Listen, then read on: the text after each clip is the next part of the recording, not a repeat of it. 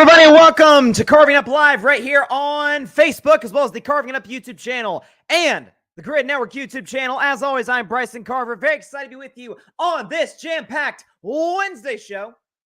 We've got a ton to talk about. Obviously, getting my Steelers getting the job done on Monday Night Football against the New York Football Giants. Closer game than I anticipated, but in some ways a bit of a misleading final score. I'll get into why. As crazy as this might sound, folks, the Steelers might actually be a Super Bowl contender. And I didn't think I'd say that as a Steelers fan, honest to God, before the season. Get into that later in the show. Very excited to talk about that. Also, we got Bryce's best 10 later on in about 45 minutes. My top 10 teams in the National Football League. A ton of shakeup. There's teams that were in the top 5 that are now in the top 5 and vice versa. So a lot of shakeup. It was a crazy week 8. A lot of upsets around the National Football League. Getting to those predictions for Jets, Texans at the end of today's show for reasons I cannot quite understand. The Jets are favored. They're favored, ladies and gentlemen, despite losing 5 in a row against the 6-2 Houston Texans, albeit the beat up 6-2 Houston Texans. And we'll obviously get into carving up the context. A good one today, fitting as we are obviously less than a week out of this consequential presidential election. Nick Bosa wearing the MAGA hat after the 49ers win over the Cowboys. And there's been a lot of fallout because of it. It's of course, a lot of controversy around Trump around this election. I kind of wanted to go into the context of it and what people are missing about that particular story. I'll say that. I will say this, though. I'll take my Steelers hat off for, excuse me. There almost went the mic.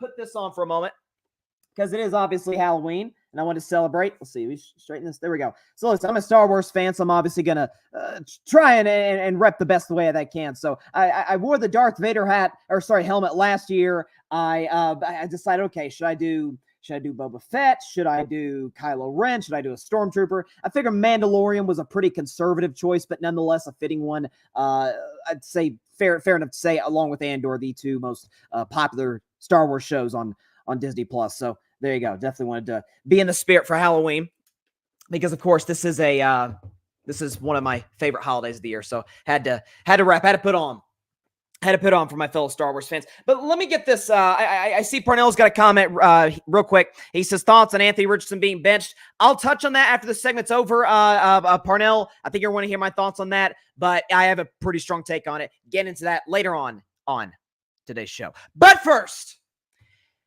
the Steelers won again, and this is now a couple of wins in a row. Or actually 3 wins in a row. Raiders, Jets, Giants, not exactly world beaters. Those are 3 with 2-win teams, but it's another win for Pittsburgh. Black and yellow, black and yellow, black and yellow, black and yellow. So 26-18, the final score against the New York Giants. Listen, I said coming into this year for my Steelers, it was pretty simple. Defense is going to be awesome because it always is. They got the best defensive player in football. It's not even remotely close. His name, TJ Watt. He had 2 sacks this game, including a massive forced fumble, strip sack in the fourth quarter on Daniel Jones to really kind of help the Steelers maintain that 8-point lead and get to the finish line intact with the W. We know Mike Tomlin's a great coach. No losing seasons. Didn't think that changed this year. We know the Steelers have some offensive talent. George Pickens, Najee Harris, who's been on fire as of lately. Jalen Warren, Pat Freiermuth. They got pieces. They just didn't have that guy, that franchise quarterback, manning the ship. Now, for the record, I'm still skeptical about whether or not they do. Extremely skeptical long-term because it's only a 2-game sample size. But here's what we know is that, and I was, for the record, a big critic of Mike Tomlin benching Justin Fields after the 4-2 start. Yeah, Justin wasn't putting up insane stat totals, but he was playing good football, not turning it over, playing within Arthur Smith's offense. And my thing was, let's at least see if maybe in what's going to be a weak quarterback draft next year, maybe if Justin Fields is the answer. This is what the Steelers did in the Justin Fields era. Weren't bad. Averaged 20 points a game. Not great. 187, pass yards a game. 131 rush yards per game. A little under 300 total yards per game. 39% on third down with one Mr. Unlimited Russell Wilson. Basically everything, matter of fact, exactly everything has gone up. You've gone from 20 points to 31 points per game. You've gone from, what is that, around 187 pass yards per game? Massive increase to 271. Matter of fact, the rush yards per game, and that was with Justin Fields running the football effectively in his 6 starts. Rush yards per game has gone up as well to 158. Total yards per game has skyrocketed from 298 to 417. More on that in just a moment. Third down percentage has gone up slightly, 39% to 40%. The Steelers are converting at a higher rate on big downs. The thing with Russell Wilson is this. I think at this stage, and I've been critical of this, I used to be a big-time Russell Wilson advocate. Then the first year in Denver happened. I'm like, okay, I got to sell all my stock. But he has a solid year last year with the Broncos. The numbers were a touch misleading. I think it was like something like 25 touchdowns, 8 picks. My thing was, yeah, Sean Payton works with basically every quarterback. He's the quarterback whisperer. Of course, Russell was going to work. I was skeptical about whether or not that would be able to be replicated in Pittsburgh, PA, as good as an offensive coordinator as I think Arthur Smith is. Here's one thing we have to do with Russell Wilson now.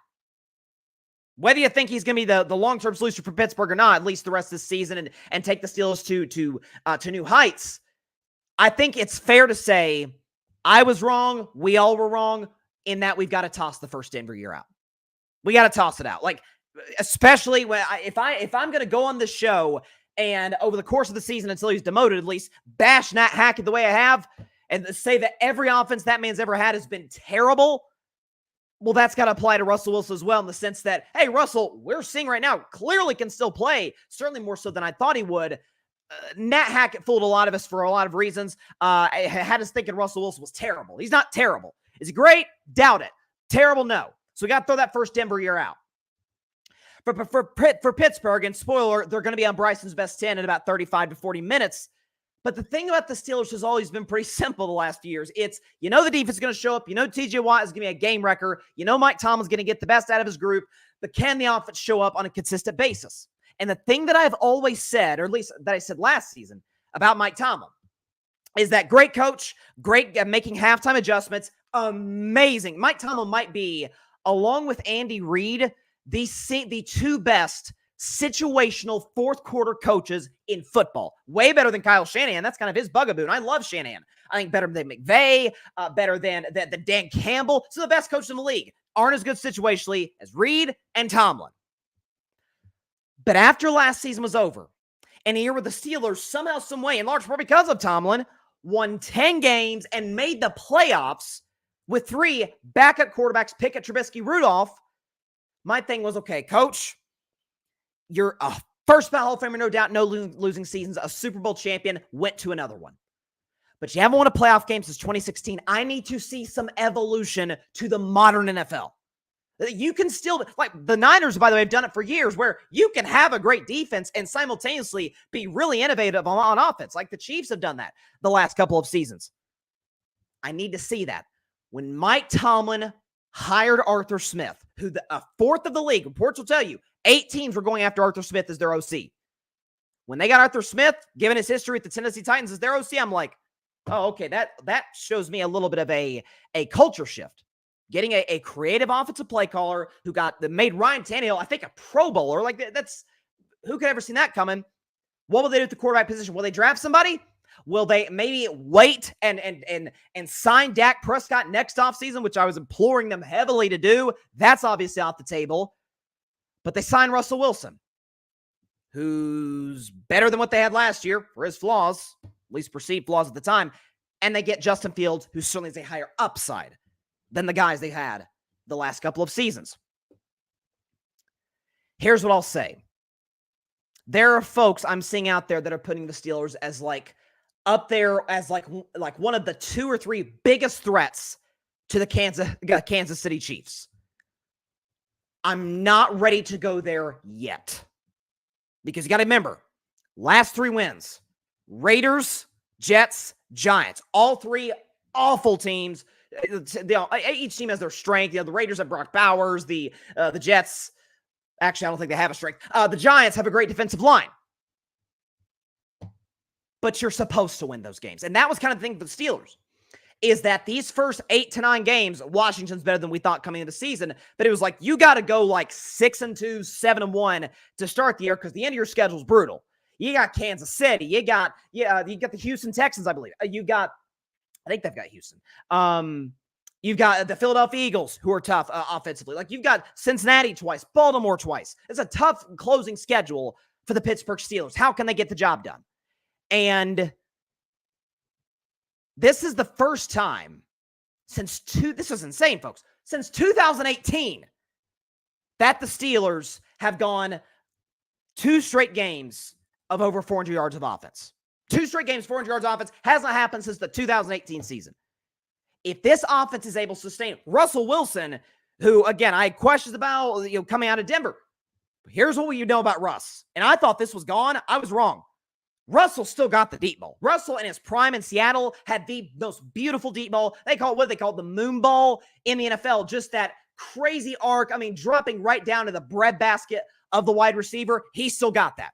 To George Pickens, to Calvin Austin. He still got that in his game. Najee Harris is running like a man on a mission right now. Best 3-game stretch of his career. Jalen Warren, if Najee Harris is thunder, Jalen Warren is lightning. Quick, good feet, can catch passes out of the backfield. Pat Freiermuth is a good red zone guy and third down guy. Now, the Steelers, could I see us trading for another receiver to go opposite Pickens at the deadline, especially with the injuries to Roman Wilson? Yeah. Cooper Kupp's off the table. I think the Rams are going to go on a little bit of a run here, but there's plenty of guys out there potentially. Adam Thielen, I wouldn't be against trading for him with the Carolina Panthers. Again, good veteran player, still productive. He's just in a bad situation with Carolina. But the Steelers have no question exceeded my expectations. If you'd have told me they'd be 6-2 at this point, I wouldn't be surprised. I wouldn't. There's a lot of winnable games the first part of their schedule. Now there's some tough ones, Atlanta, the Chargers, etc. But if you told me they'd be 6-2 and have a very real offense, elite, not ready to go there yet. Real, productive, makes other teams, makes other defensive coordinators sweat a little bit. Yeah, that has surprised me. It would have. I think Arthur Smith is going to improve the offense, not to this level. And so, listen. And by the way, it's 26-18. Do the math. It should have been 34-18. Now you could say the Giants should have cashed in on their red zone opportunities, but the Steelers had 2 touchdowns wiped off the board. George Pickens caught a touchdown, got wiped out because Broderick Jones again committed a brutal penalty, and then George Pickens looks like another touchdown and just didn't get his foot down. He's got to be better about getting that second foot in bounds. But this is they're top of the AFC North, second about toughest division of football in my estimation to the NFC North. Pittsburgh's a real team. They have an elite coach. They have an excellent offensive coordinator. They're, by the way, great on special teams. Great kicker, kick returners, punt blocks, kick blocks. And then offensively, you've got a deep ball guy in George Pickens who is, I've said for years, special with the football in his hands. Great running game. I still have questions about that O-line, and I still have questions if Russell Wilson is going to be able to sustain this. But if he does, my Steelers might very well be a Super Bowl contender. Now, I'll say this. I will bet against Patrick Mahomes when he gives me a reason to. He's yet to give me a reason to. Man ain't lost in Santa came to town last year. So, but I think the Steelers are in great positioning. AFC North is very, very much on the table. It's Steelers, Baltimore. I don't think Cincinnati can catch up to us or the Ravens, but Pittsburgh's in a really good spot right now. There's no question about it. And listen, this is Russell Wilson at this stage of his career can't carry you the way he could Seattle in between like the 2016 and 20 seasons, but give him a good defense. I mean, we know Russell, and I said this when he was signed, as skeptical as I was, he was cheap, and he's way better than what we had last year, which ain't saying much, but he was. So I feel great about the Steelers moving forward. Going back to, because Parnell had a comment, I'll pull it back up here. Shout out to Parnell Sports PSP podcast, which is blowing up right now. By the way, he is a happy Washington Commanders fan today. He has thoughts on Anthony Richardson being benched.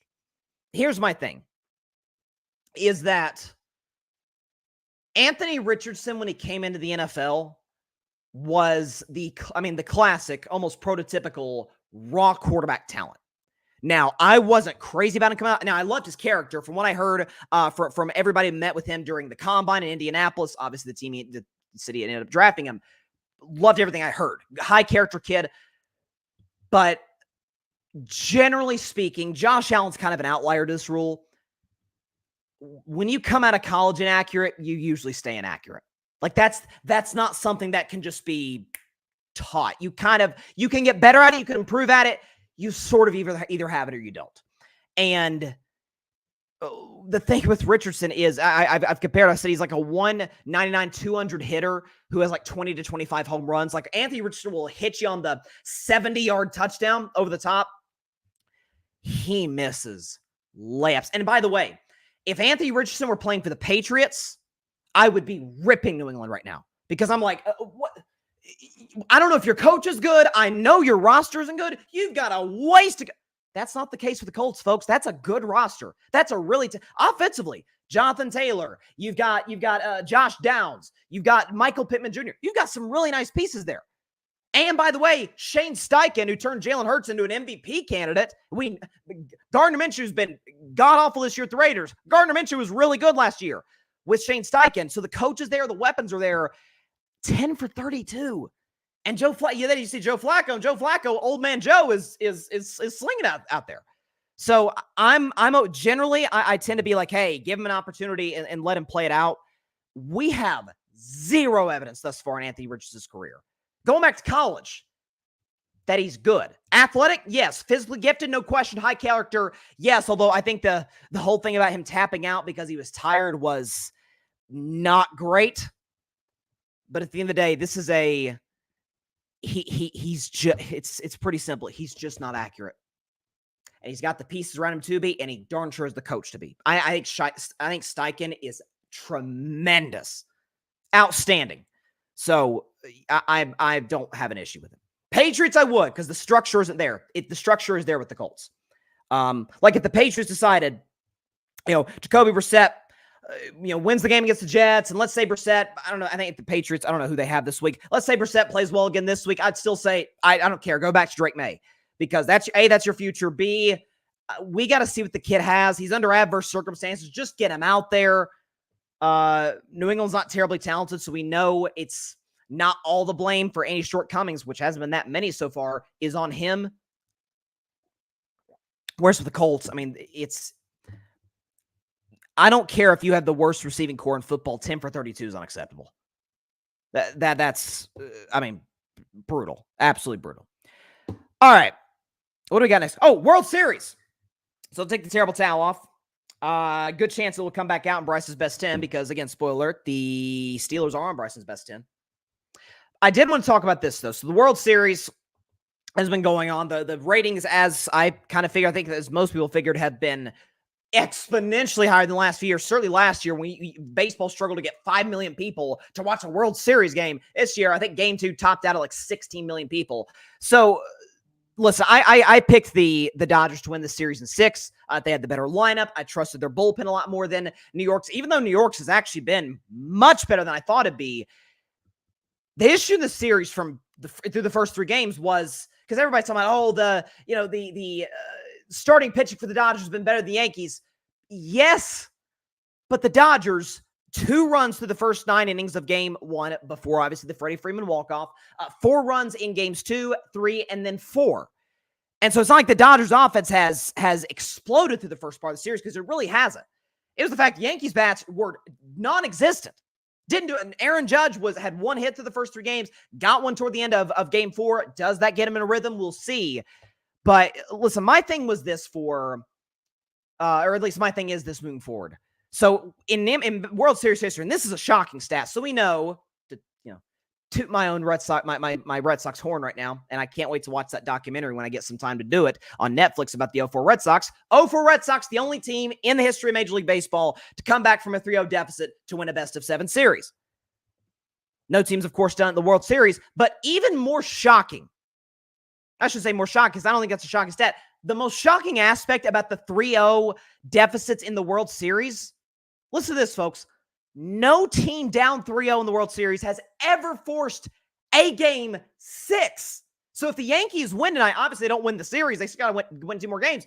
Yankees win tonight, that's history in and of itself. So, I mean, listen, they don't hang a lot of banners there lately. Listen, maybe they can hang that.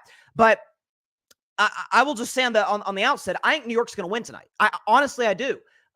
Garrett Cole's on the mound. I think Aaron Boone taking Garrett Cole out of game 1 was part of the reason why we're even here to begin with. Because people talk about, Nestor Cortez pitching in the 10th inning, and folks were like, well, he didn't really have much to work with his bullpen. Yeah, he didn't have much to work with his bullpen because he took a red-hot pitch route. By the way, only 88 pitches in through 6 innings. So I thought if you want to bash him intentionally walking Mookie in the 10th inning, putting Nestor Cortez in, who hasn't pitched a month, the Mookie thing I actually think was a good call. The Cortez thing wasn't. But to me, the worst decision was taking out Garrett Cole as early as he did. So I actually think that he's going to play well in this game, or pitch well in this game. The Dodgers' offense has not exploded really at all in this series. Again, their series high 6 runs. 4 of them came on one swing, okay, in the 10th inning. With that said, they're not winning this series. Now, listen, I understand. By the way, I don't even fault folks on some of these shows talking about how this could the Yankees be the first team to do it. I understand. It's a fun story. And by the way, there's a scenario in which it happens. But the scenario for it to happen would have to include, obviously, coming back for 3-0 has never been done before. But in order to get there, things that you would think would happen just aren't happening for the Yankees. For example, Aaron Judge, I saw this stat today. We know Aaron Judge has been James Harden in the playoffs, where he's MVP in the regular season, all-time great, and then postseason, he's a disaster. Aaron Judge, think about this, is an insane stat. Think about the last time Aaron Judge had a multi-hit game in the postseason. You want to know when that was? 2019. A half decade ago. For context, he obviously was in the playoffs in 19. He was in the playoffs in 20, in 21. And then, I think that 22 they made it. And then this year they made it because they missed the playoffs last year. No multi-game hits for Aaron Judge, or multi-hit games for Aaron Judge in between 2020 and now.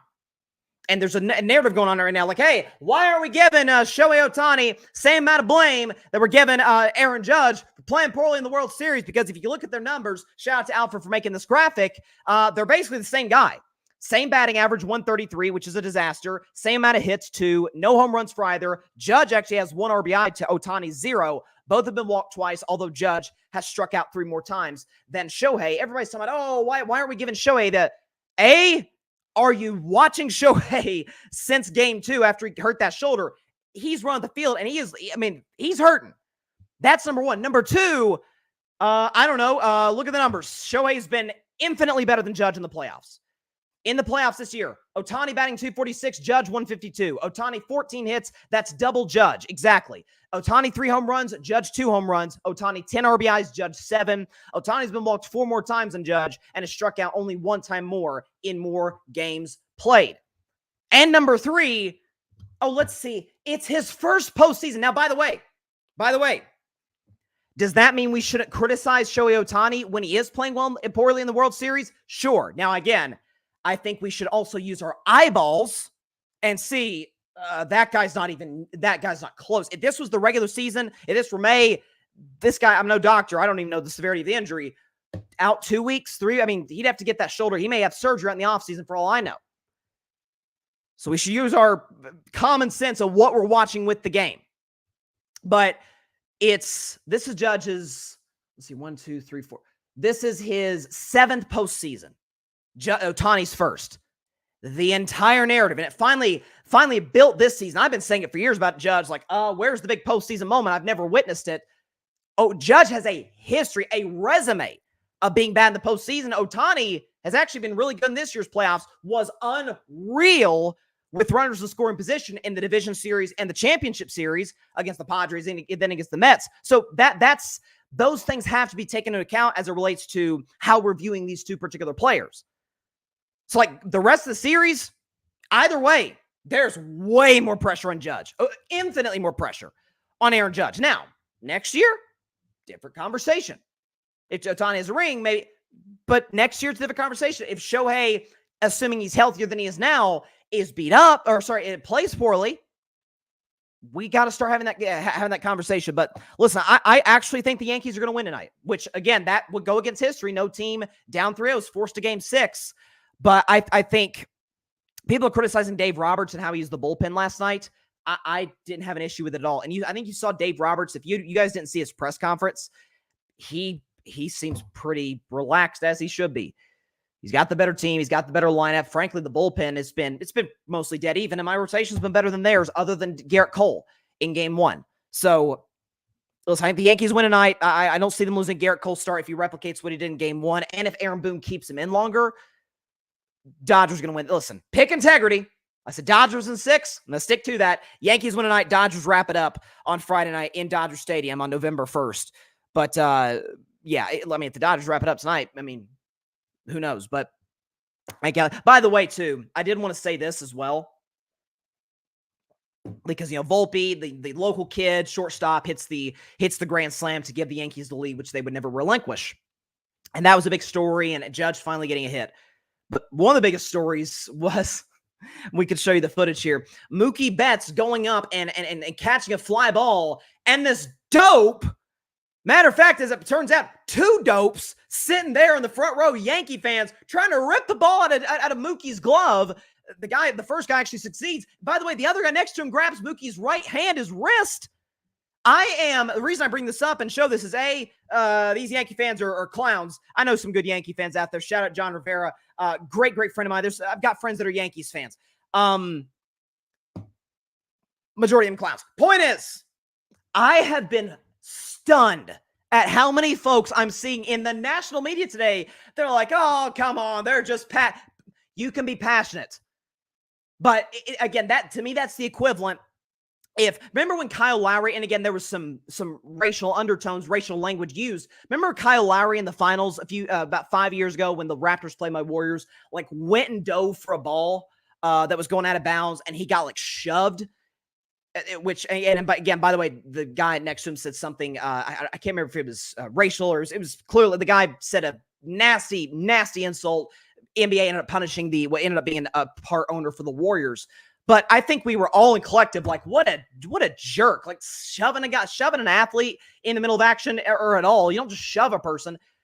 Trying to strip the baseball out of Mookie's glove, and the other guy's trying to grab his wrist. He could actually hurt Mookie. So it does go back to, and this is a bigger conversation, but it does go back to, at times there are some, and people are like, they were out, they were drunk. Listen.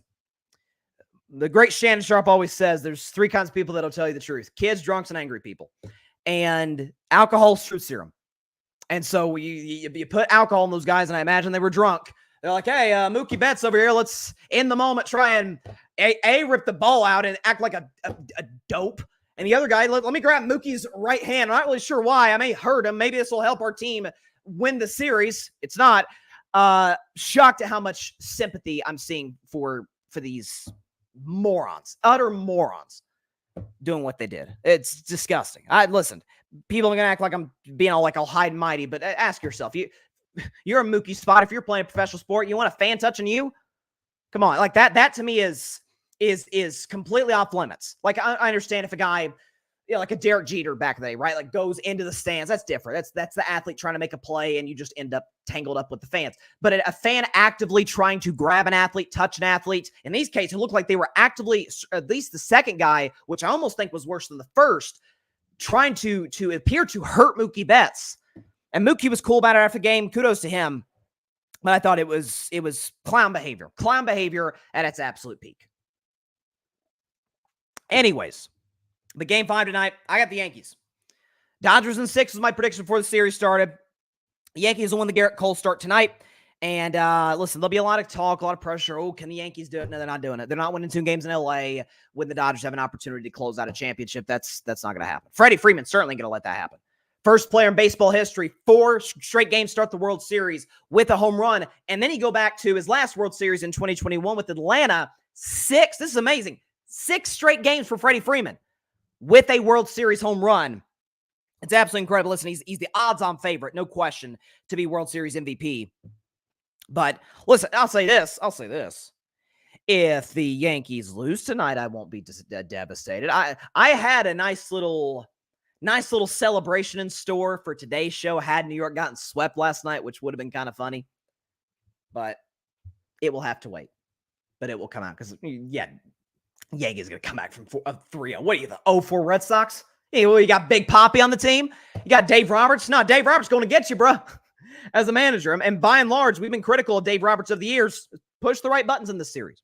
All right, we'll be back after a 1-minute break for a very, very interesting and insightful, at least I hope so, Carving Up the Context. Be back in a minute on Carving It Up Live. Be back in just a minute.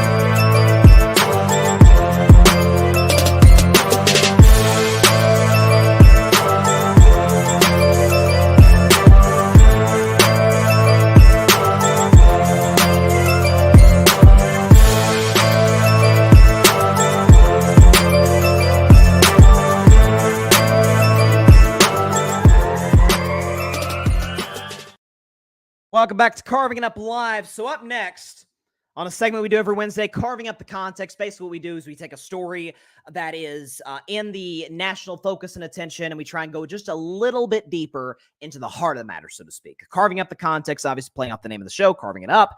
And this next segment of this, of Carving Up the Context is a story that most are shying away from in a major way. Probably just because it's uncomfortable. But if you know anything about me, you know anything about this show, I dive right into it, baby. I don't care. No matter who it makes uncomfortable, let's go right into it. Let's talk about it. Because that's what we do in this segment, Carving Up the Context. Part of the reason this segment even exists. So, the head coach of the Colorado Buffaloes primetime, Deion Sanders, says, "Give me my theme music."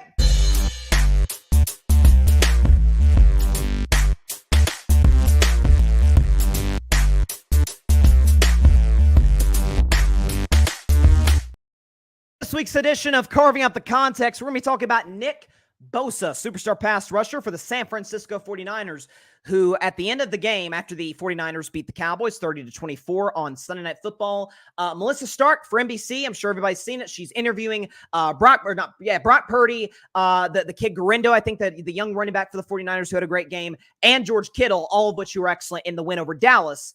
And right as she's asking Brock a question, we have the photo right here.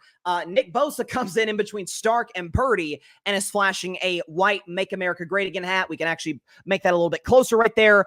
See Nick Bosa right there with his Make America Great Again hat. And I was thinking about this. There's a number of angles that I feel like most aren't on, by the way, on both sides of the political spectrum, are either avoiding intentionally or just not touching on, because to me it feels pretty darn obvious.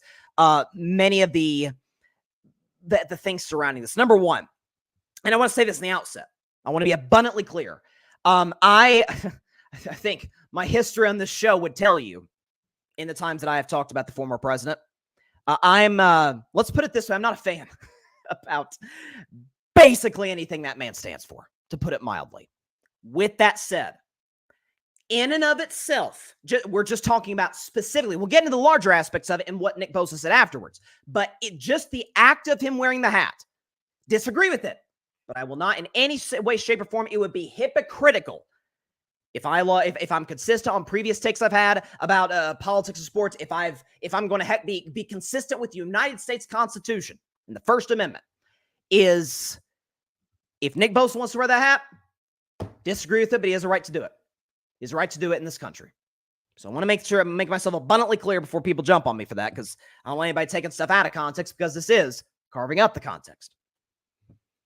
Let's take a listen to what Nick Bosa said after the game, because I found it strange and vehemently inconsistent, not just with what he says and believes, but with what previous narratives on the political spectrum have been about this very subject in the last really 8 years. Nick Bosa on why he wore the hat. Some discussion, you had a hat on that was not the hat you're currently wearing in the post game. Why did you take that opportunity to make what appeared to be a political statement? I'm not going to talk too much about it, but I think it's an important time. I mean, I realize you didn't say you want to talk too much about it, but have you been tempted in the past to kind of wave your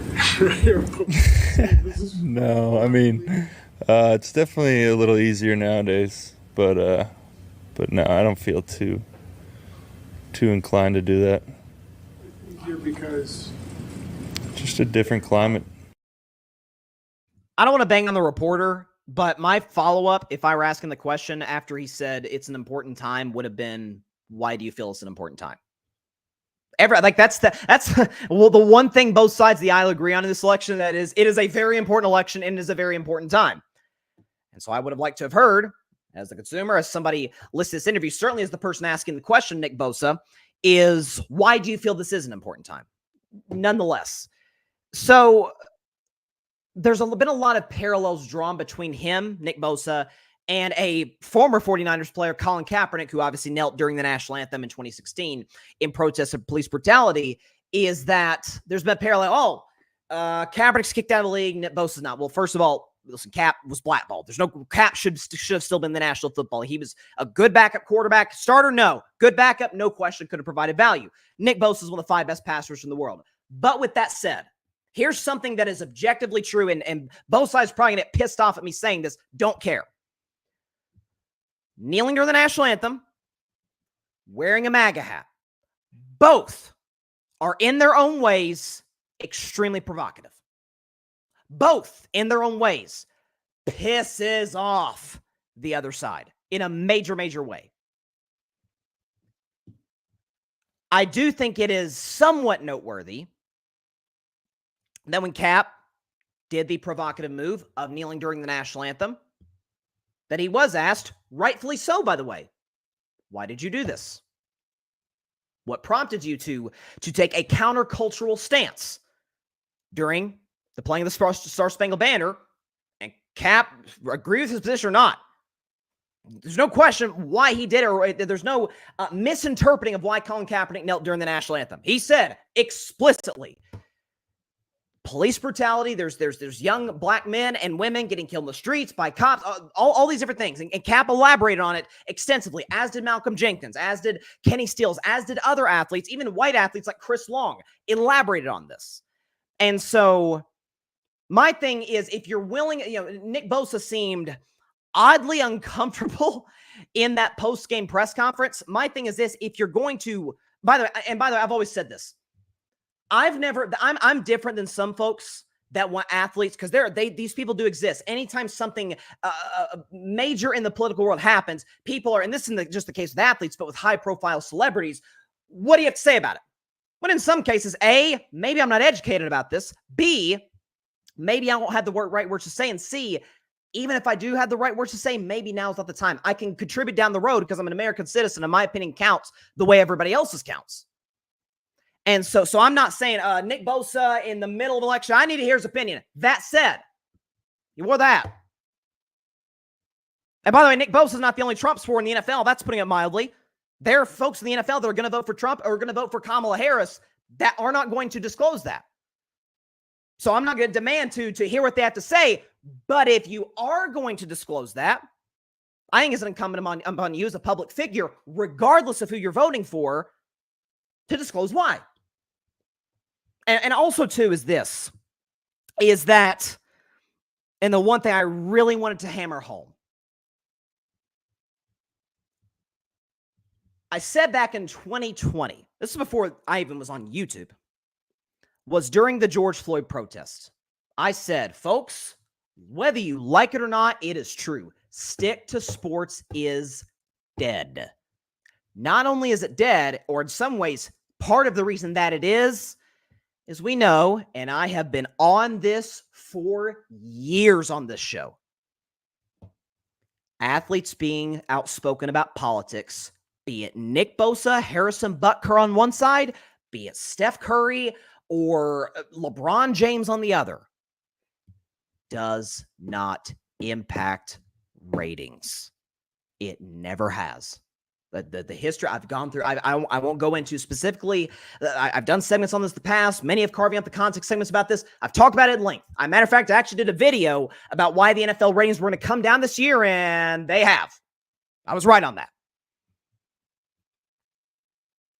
But those that are, let's put it this way. Those that have said, hey, Nick Bosa are trying to cancel the man for his political beliefs. I mean, this guy's courageous. This guy disagree with the stance, going to defend his right to do it. Be nice if you gave that same energy to athletes that are talking about things that you don't agree with. Shut up and dribble. Remember, that was the thing. Nobody wants to hear what athletes have to say unless they agree with me. Conor McGregor, Nick Bosa, Harrison Butker, can be anybody. If they agree with me, hey, good on you, my man. You are really standing up against the... but if they disagree with you, then it's a problem. Then it's shut up and dribble. Then it's, no, you stay in your place. You are here. I am here to watch you bounce a ball. You serve no other value than to do that. When, of course, they have the same rights as those that agree with you as it pertains to speaking their mind, speaking their opinion in this country. That's the beauty of the United States of America. That's the beauty of a democracy, as we all get a say. And by the way, I am big on the idea that make sure you're educated ahead of time. Maybe Nick Bosa isn't, and that's why he didn't say anything. Because agree or disagree with Cap's stance, he didn't leave a doubt as to why he did what he did. Again, Cap, Bosa, kneeling, MAGA hat. In different ways, provocative stances. We asked Cap, rightfully so, by the way, why he did what he did. And pressed him on it. As well as Malcolm Jenkins, Kenny Stills, and others. How come we can't do that with Nick Bosa? Now, again, I'm not doing this to bang on the reporter. I don't want to sound like I'm doing that at all. Like, it's an awkward situation. He probably didn't go to Levi State and think he was going to ask a question about Donald Trump after the game. But I would like the consistency and because my thing is this, either, and I disagree with one stance, but if you're consistent, I respect it. Either it's, I don't want to hear anything whatsoever from any athlete on any political position, even if they agree with me. I'm not going to go on my show and disingenuously call them courageous, while folks on the other side who vehemently disagree with my position, my stance, my political views, I say need to shut up and dribble. I say need to stick to sports and objectively falsely claim that them speaking about politics impacts sports viewership in any way, shape, and form. I'll go on this briefly. Ratings came down in 2016 for the NFL and for sports, just like it did in 2020, just like with the World Series being the exception, just like it is in 2024. Oh, but just like it did in 2012, when there was no kneeling during the national anthem, when there was no athletes really weren't politically active in 2012, and the rating still came down because it's a presidential election year, as has been the case throughout, again, the last 12 years. It's not that people have quit on sports. It's not that people act like they're done watching sports because an athlete came out against their position. That's not true. Every 4 years, 12, 16, 20, and as we sit here today, 24, without fail, ratings tick down. To varying degrees, but they tick down. Athletes can say nothing. They can say a lot. They're still going to go down. The ratings are. And come 2025, just like 2021 and 17 and 13, then they go right back up. I want to, again, make myself abundantly clear. I could not disagree with Donald Trump's stances on just about, as a matter of fact, not just about, essentially everything that he's ever stood for. Disagree with all of it vehemently. But I defend Nick Bosa's right to wear that hat. I wish he would have explained it more. I wish he would have impressed more to explain it more, as we asked other athletes who took countercultural or provocative stances to do so. I think that's a more than fair stance and question to ask and take. But if we're going to praise Nick Bosa, I'm not saying, by the way, you have to praise people when you disagree with them, because I don't praise people when I disagree with them. Just say, disagree. It's a right to say it so as an American citizen. That's what makes us a great country. It's what makes us the greatest country in the world, is that we do get to voice those different opinions. And by the way, the left has the thing that I would criticize the left on. This is why I'm an independent, folks. The thing I've criticized the left on is we're open to, like, conservatives are we know throughout the last few years, and heck, I think even prior to Trump, have kind of been to a degree, the bro club, good old boys club, only ideas we want is ours. Whereas liberals have, and they've gotten themselves in trouble by doing this, we want any and all opinions unless they come from maybe slightly right of the political spectrum. That's where liberals have gotten themselves in trouble. So the ones that are ripping Bosa to shreds, but praise again Steve Kerr for endorsing Kamala Harris as these are great patriotic Americans. Well, we do have to be consistent. So this week's edition, carving out the context. Hate everything Trump stands for. Honest to God, I do. But Nick Bosa is well within his right to wear that hat, but he should have been asked to elaborate on it more. If he's going to take that stance, I think it is incumbent upon you. Okay, why did you take this stance? We asked the other side to do that. And also, the stick to sports crowd. Would you guys just shut up? I'm going to name drop something. Clay Travis. Zip it. By the way, Clay Travis, for those that may not know, used to be the gambling guy on one of the gambling experts on Fox Sports. And he was, by the way, he was terrible. But he used to all the time talk about stick to sports. Here's what Clay Travis said about Nick Bosa. Here's Nick Bosa closer up at his MAGA hat. The left-wing sports media is going to lose its mind over this. Love it. Clay Travis, 3 years ago. Because somebody tweeted, those who want politics out of sports don't really want that. They want politics they don't agree with out of sports. Clay Travis retweet. This isn't remotely true. Most sports fans watch politics to escape politics. Far left-wing politics have taken over sports, or overtaken sports rather, and most sports media cheer this because sports media are overwhelmingly far left-wing. But it's killing sports, and ironically, many sports media jobs too. Didn't hear that take on Bosa. But again, Clay Travis being the disingenuous individual that he is, I don't expect anything more from him. And by the way, it's not because he's a conservative. It's because he's disingenuous and he's fake and he's not consistent. The stick to sports guy took Rush Limbaugh's job. Interesting. Just want to get that out there. I think that guy's a clown. See what we got. Let's see. Jeff, who's a 49ers fan, by the way.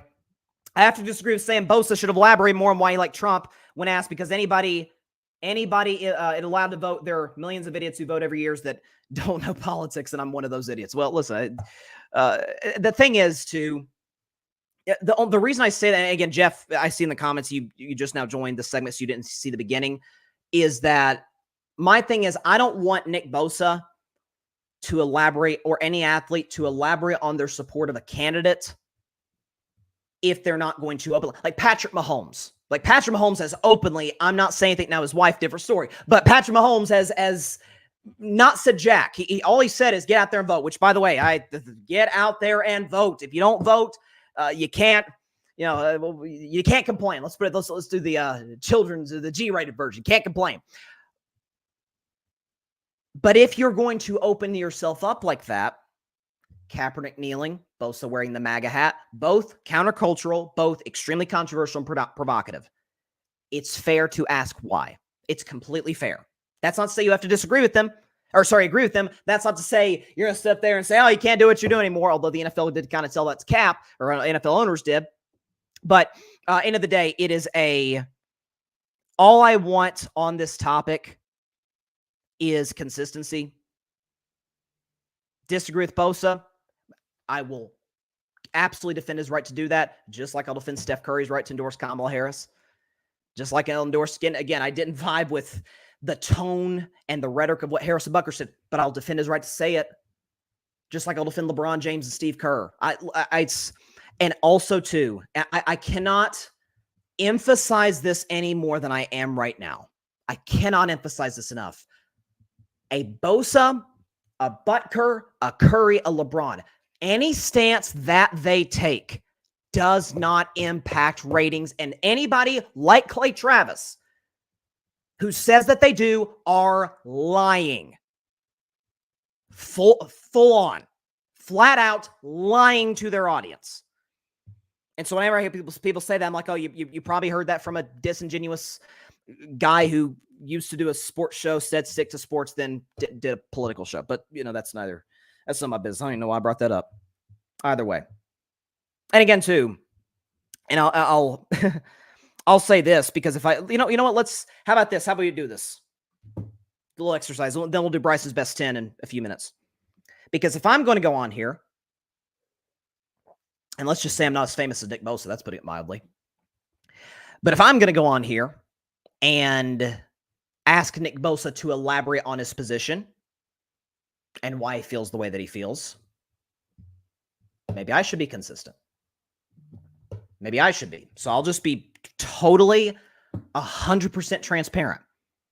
And you can turn off my show. You can block me on social media. You can do whatever. Because the thing that I always try to pride myself on, it's why I even did this topic to begin with, is full-blown transparency on Carving It Up Live. To me, I am failing the audience. I can't look myself in the mirror if I come on here and not even just lie to you guys, but don't give you all of myself and how I actually feel about something if I'm pulling back. So tomorrow morning, and I live in a very red state, a state that is going to go for Donald Trump. Let's put it that way. Tennessee's going to go for Trump. Tomorrow morning, I'm going to be voting for Kamala Harris. And the reason why I'm going to be voting for Kamala Harris is a number of reasons. First and foremost is that for the failings of the Biden administration as it relates, in particular to me, the biggest area where they got it wrong was the southern border. In the sense that it was a clear crisis going down there, and they really didn't address it up until this year when Trump called the Speaker of the House, Mike Johnson, and other top Republicans to block the bill in Congress. That would have provided more troops and who knows, maybe stabilize the border in a major way. And I think that's the one area where I feel like Kamala and President Biden have not taken accountability for the failings there. With that said, and that to me is their biggest sin, it pales in comparison to things that we hold very basic to being American citizens and to loving this country. Not only will Donald Trump still not say that he lost that election, which he of course did. There's not a shred of evidence that anybody has pulled out, that any judge has pulled out, that has said that he lost the election or that he won the election or even had a chance to win the election.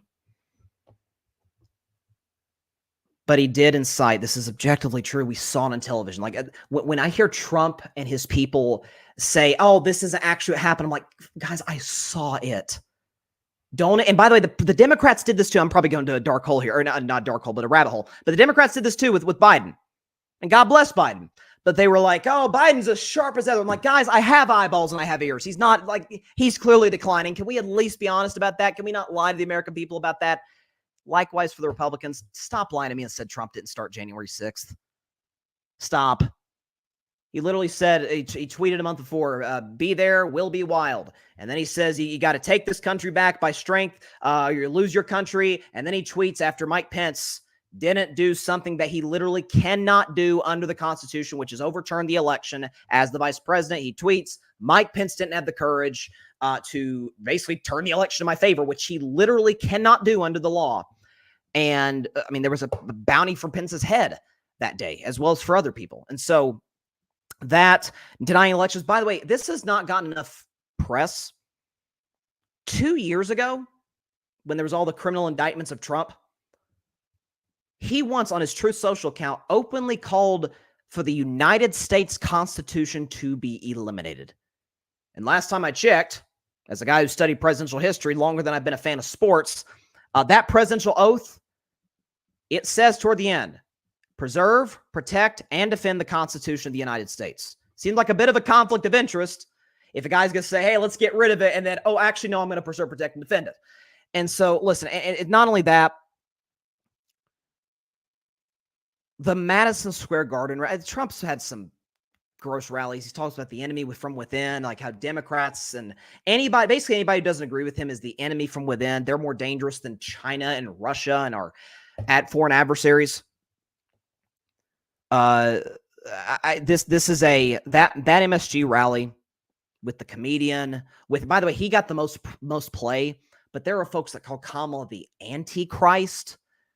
There were some insanely racist jokes, comments, whatever you want to call them, about Puerto Ricans, Jews, black people. There were some misogynistic things said. I mean, it is, the Democrats are trying to destroy that. Okay, I'm a person, folks, that's an independent, does not align with the Democrat or Republican Party, but socially I lean left. I've been transparent about that. I'm not trying to destroy the country. People who believe like me are not trying to destroy the country. People who are conservative, just average, everyday conservatives, are not trying to destroy the country. They're not. They're just trying to go about their everyday life, being the best that they can be, and doing what they can, certainly by voting, to ensure we have the best nation that we can possibly be. That guy don't want that. That guy's scared. That guy is... I'll put it this way because I said it. This is the last thing I'll say. We'll go to Bryson's best 10. I didn't think the segment would last as long as it did, but I think it's important to point this out. Because I had a prediction.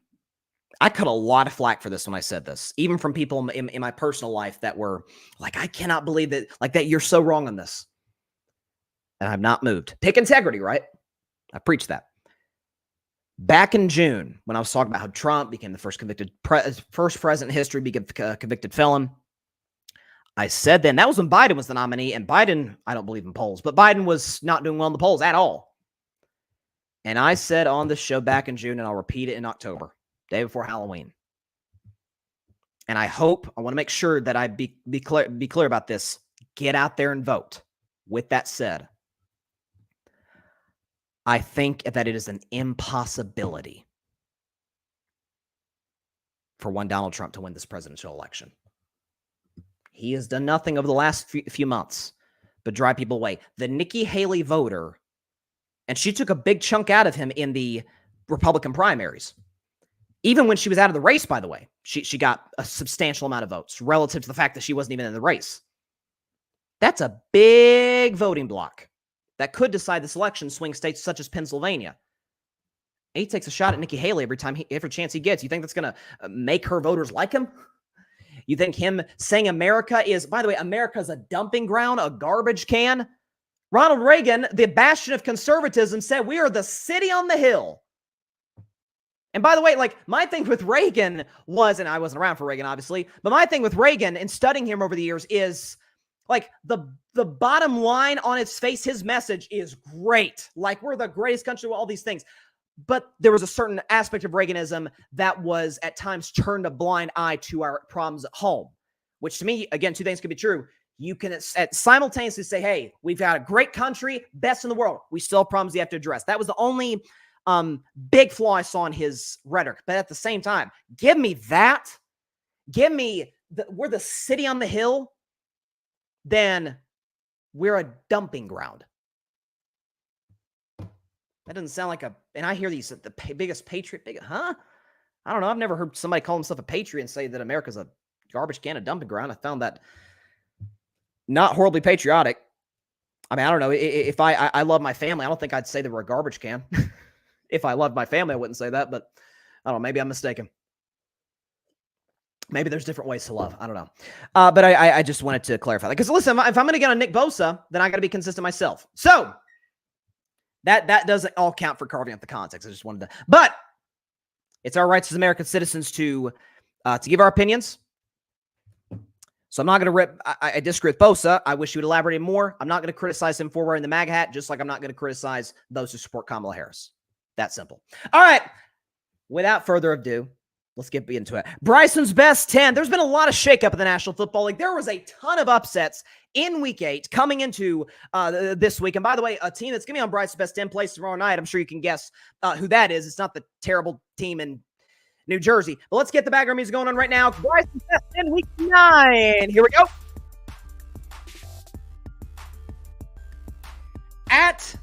We got it, at number 10. Believe it or not, after winning, they actually drop a spot. It is the Washington Commanders. The Commanders are the 10th best team in the National Football League, and here is why. So, again, you said, Bryson, how the heck did they drop? It's pretty simple, folks.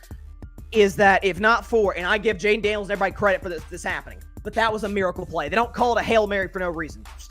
Roger Staubach, the originator of that pass, said, who obviously Staubach's Catholic, I closed my eyes and said a Hail Mary when he threw it to Drew Pearson against the Vikings back in the 70s. So that was Jaden Daniels closed his eyes, said a prayer, Hail Mary, whatever, and by divine intervention, potentially, ball ends up in the hands of Noah Brown for the win. And I wasn't horribly impressed with Washington's performance. And they weren't able to catch the red zone a ton. That said, this is an explosive offense, relatively consistency this last Sunday being the outlier. Jaden Daniels, with his arm, his legs. Terry McLaurin is torching the NFL right now. They've got a good running game. Offensive line, again, I'm seeing slight improvements, but I think there needs to be I think this is something they need to address the draft next year. But for Washington, I'm seeing an improvement from their defense, right? 3 points against Carolina. Okay, the Panthers are the worst team in football.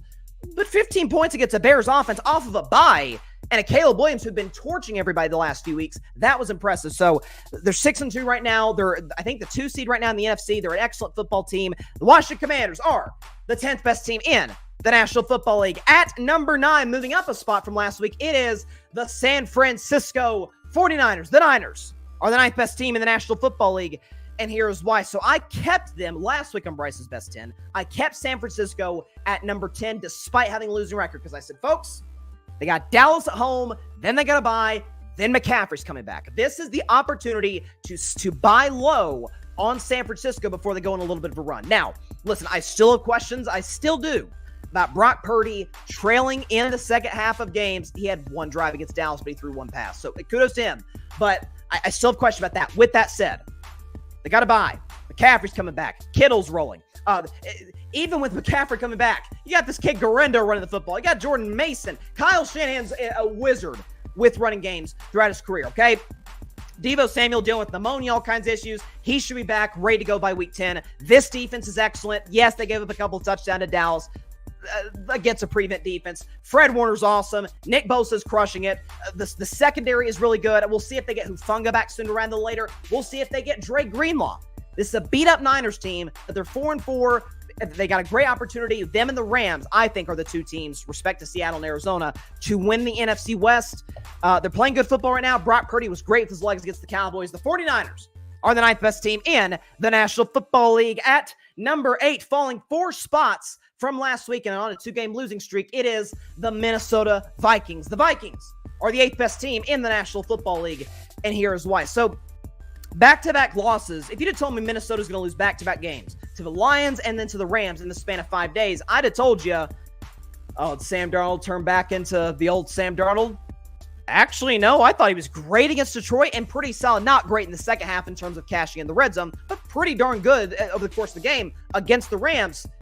It's actually been the defense, which has given up 30 points in back-to-back weeks. So they lose Darisaw for the season, which is devastating. That's the best player on the Minnesota's defense. That's an absolutely brutal loss. With that said, they've still got a good pass rush. They've still got Stephon Gilmore and Harrison Smith, good veterans in that on that back end. Flores is still a great DC. Offensively, Justin Jefferson's awesome. Aaron Jones has been a great get for this team. TJ Hawkinson, again, basically everybody's beat up. We're at the midway point in the season. TJ Hawkinson should come back sooner rather than later. It's as good, as I've said all year, as good of a coaching tandem as there's in football. Kevin O'Connell, Brian Flores, who've absolutely been crushing it. I think the Vikings should have an opportunity to get the ship right. They got a Sunday night football game at home against the Colts. Not an easy game by any stretch, but Minnesota's fine. I don't think they're a Super Bowl contender, but they got a productive offense and a defense that's not been good the last 2 weeks that I think it's a big opportunity then for them on Sunday to turn it around. The Vikings are the 8th best team in the National Football League. At number 7, also down 4 spots from last week, it is the Baltimore Ravens. Yes, the Ravens, after being at number 3 last week, are at number 7 this week, the 7th best team in the National Football League. And here's why. So all of my fears for this Ravens team. Now, as a Steelers fan, I was exactly sad that they lost to the Cleveland Browns, but my fears for this Ravens team have kind of been realized week after week despite their wins. Is that Lamar's awesome, so has Derrick Henry, but there's 3 glaring flaws for this football team, as talented as they are. Number 1, they have the worst pass defense in football, no question about it. They desperately miss Mike McDonald. Maybe they add a pass rusher. Maybe they go out and get a corner at the trade deadline. I think that'd be beneficial for them. Baltimore cannot stop the pass whatsoever. Number 2, they're bad at closing out games. They lost the game with a double-digit lead to the Raiders. After they were destroying Dallas, Dallas cut it to a 3-point game with a few minutes to go with the chance to get the ball back before Lamar made a play, right? They were up $1 million on Tampa Bay. That ends up being somewhat of a game late. And then against the Cleveland Browns, blowing a fourth quarter lead in that spot. And number 3 is with Baltimore adding Deontay Johnson. My question is this. What do the Ravens want to be? Do they want to be a team with Lamar Jackson throwing 25 to 30 times? Or do they want Derrick Henry and Lamar Jackson to drive the offense running the football? And adding Deontay Johnson after Derrick Henry just got only 11 carries. 11 carries for Derrick Henry? What are we doing? I think this team is still, and I thought they gotten out of this after they beat the Bills in week 4.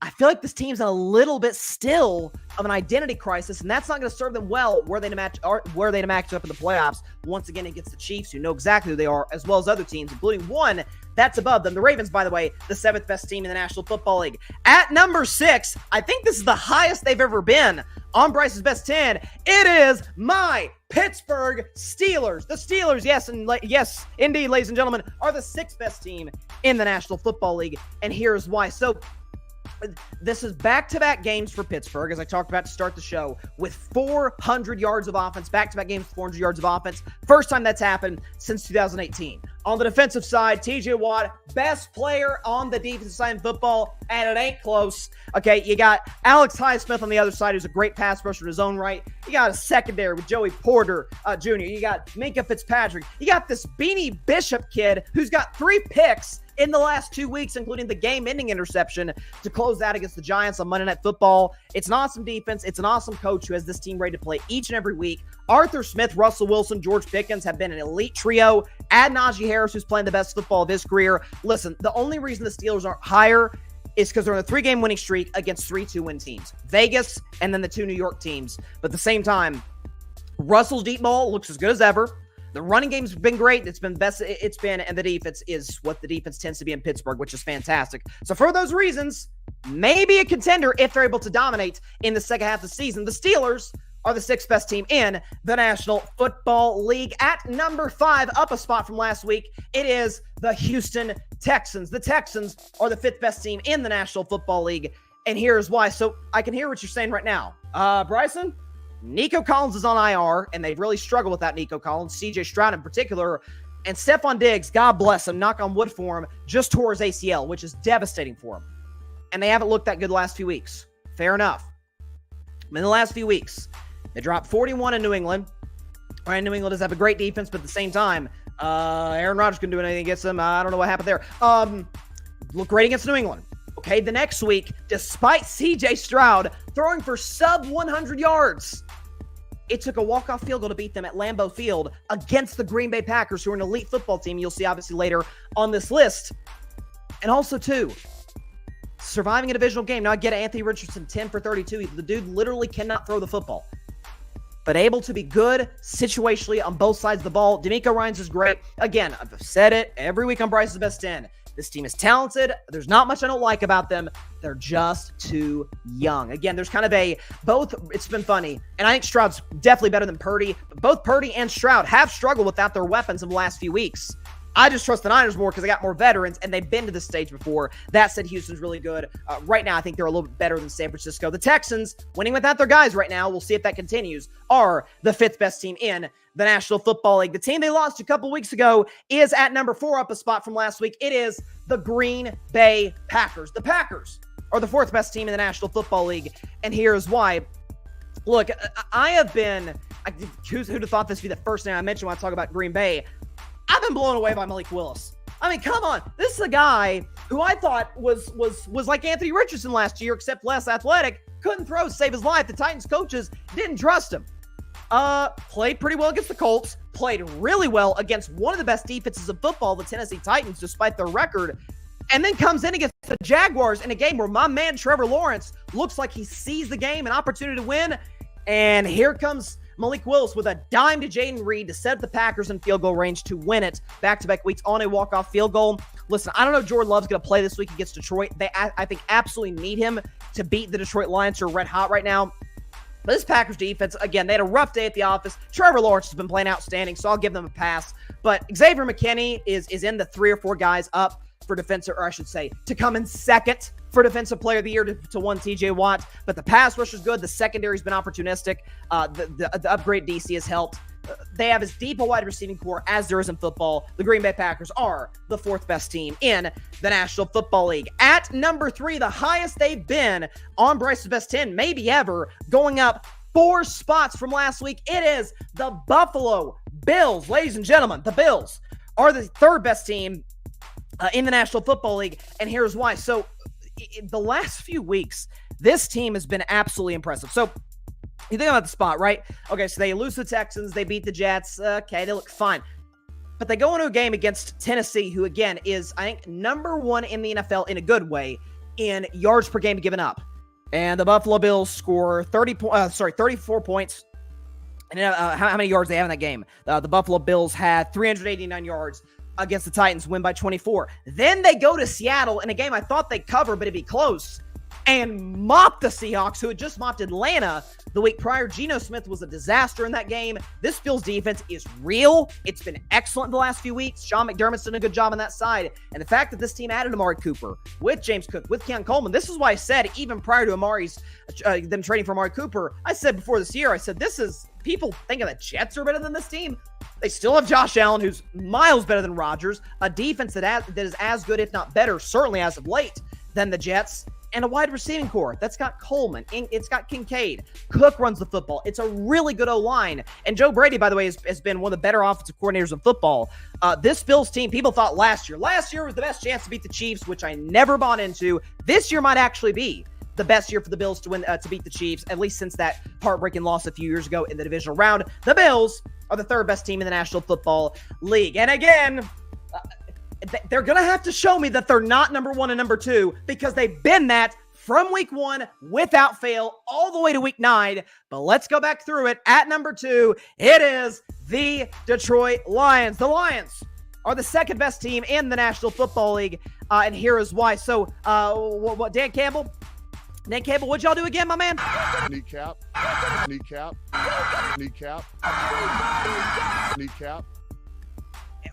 I've never seen...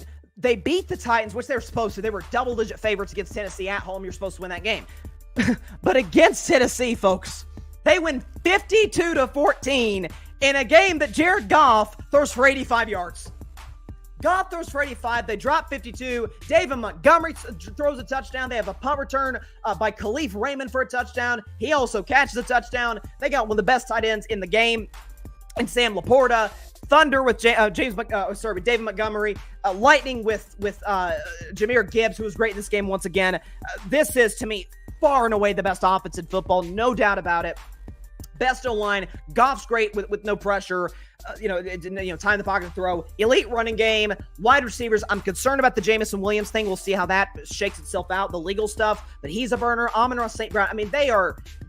Ben Johnson is just toying with people week after week. Dan Campbell's got these guys ready to play. The defense, even without Aiden Hutchinson, has been great the last few weeks. I thought this team was going to win the NFC from the jump. I've seen absolutely no reason to believe that I should change that pick. The Lions are once again, since week 1, the 2nd best team in the National Football League. And at number 1, like Detroit, where they've been all season long, it is the back-to-back Super Bowl champion Kansas City Chiefs. The Chiefs are the best team in the National Football League, and here's why. Call me when they lose. They haven't lost since Christmas. Mahomes is the best fourth-quarter quarterback by far, by the numbers, in the NFL. Closes games better than anybody. They got one of, if not the best defenses in football. Kelsey, again, not the player they used to be, but on occasion, he can give you a big one. He had 10 catches for 90. I think he caught a touchdown, too, against the Raiders. Now they added D-Hop. They'll get Hollywood Brown back in December. The best coach of football, Andy Reid. The best defensive coordinator, Steve Spagnuolo. Why I keep hearing what's wrong with the Chiefs every week. Here's what I also see. They don't lose, like, ever.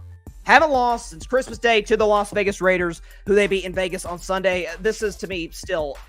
Mahomes has to give me a reason. I've said, I'll bet against Mahomes winning a championship when he gives me a reason to. I'll bet against the Chiefs losing a game until they tell me to.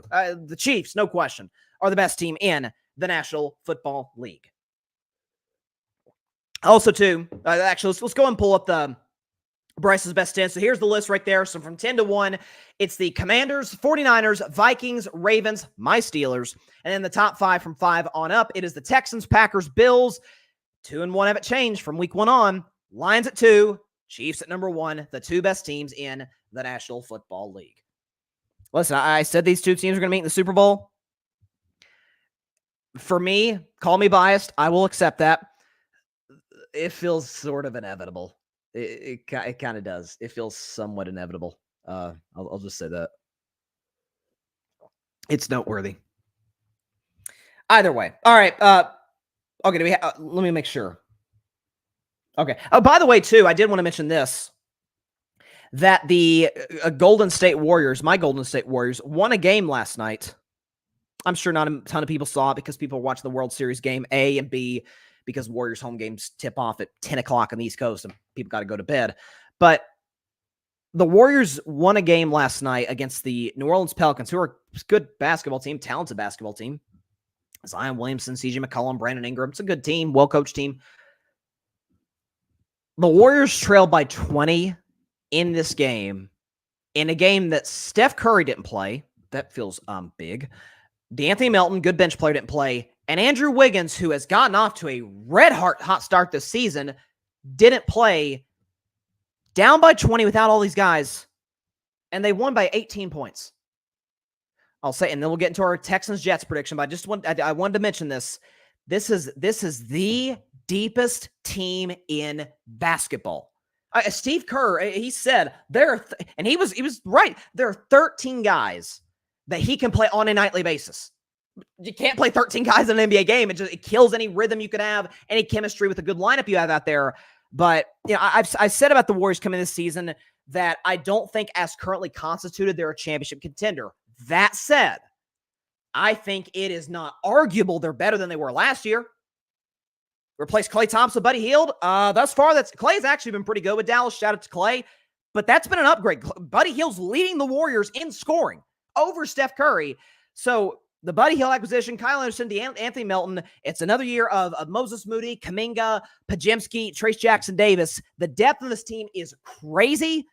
They just need, I've said it from the jump, you got the pieces to get another star for Steph and still maintain a good level of depth. If you get Steph Curry, let me tell you something right now, ladies and gentlemen. If you get Steph Curry, an all-star caliber co-star, I said this for a year. If the Warriors don't make a trade, which I think it would be criminal if they don't. If they don't, I think, because the Nuggets are going to move on from Westbrook. He was good last night. The Nuggets are going to move on from Westbrook. I've said that from the jump. I think the Nuggets are going to win the West over Oklahoma City. If the Warriors get a co-star next to Steph, the Warriors are going to win the Western Conference. But they don't have a co-star next to Steph. So I think right now their ceiling is about in between the 4 and 6 seeds in the Western Conference. But that was, I thought, it's October, I get it, but a very impressive win. And the Warriors actually do play the Pelicans tonight. So here's hoping we can get a little nice baseball regular season series 2-game sweep against New Orleans. So I just want to give my Warriors some love. You know how to do that. Let's go Dubs. All right. Before we get out of here, got a game tomorrow night. I'm not even going to put on the background music because I'm going to make this pretty brief. You got the New York Jets hosting the Houston Texans on Thursday Night Football to kick off Week 9. The Jets, despite losing 5 straight games, despite the fact their quarterback is below average on a good day, despite the fact that the defense has been terrible since they fired Robert Saleh, despite the fact that Devontae Adams has given them absolutely nothing thus far, despite the fact that they've got the weakest coaching staff in the National Football League, and despite the fact that they're still and always will be the New York Jets, they're 2-point favorites against the 6-2 Houston Texans. Now, Houston's beat up. No stuff on Diggs for the rest of the year. Praying for his quick recovery. No Nico Collins, which the offense has not looked the same without Nico. You know, for the Jets, every week, I'll be brief. But when they lost to the Broncos, the problem was the weather.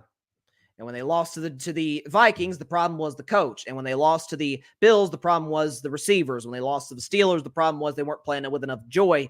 And when they lost to the Patriots, well, apparently this will fix everything. This is Aaron Rodgers yesterday, on why things are going to change. Timo gave me a little fountain of youth. He said he's been taking for a while, all legal, of course. I've been kind of gassing him up. That's why I've been feeling a little bit better. But he's been taking like cayenne pepper and water. So he gave me some before the game. Felt pretty good, but I've been kind of gassing him up. That's why I'm feeling so good. I'm not sure how much that's playing a factor.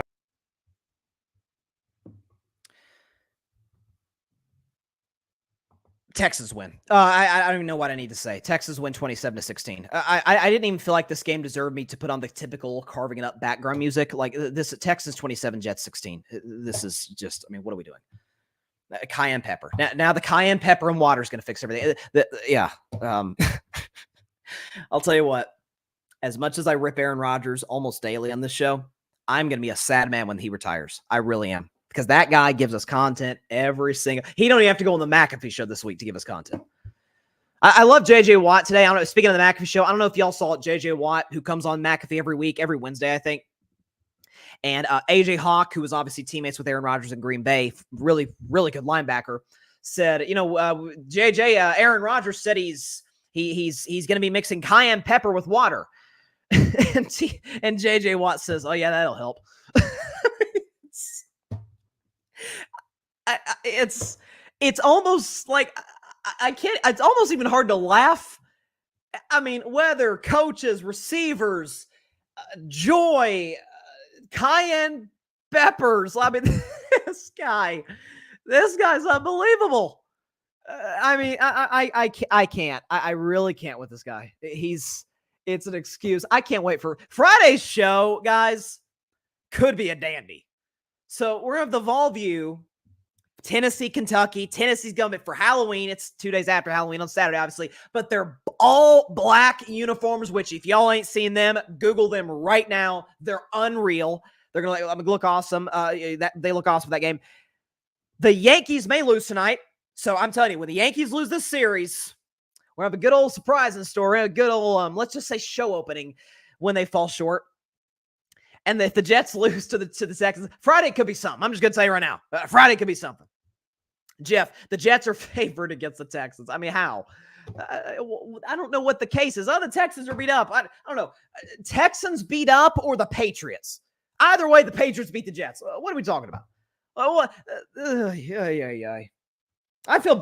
honest to God, I feel terrible for Jets fans. They don't deserve this. They really don't.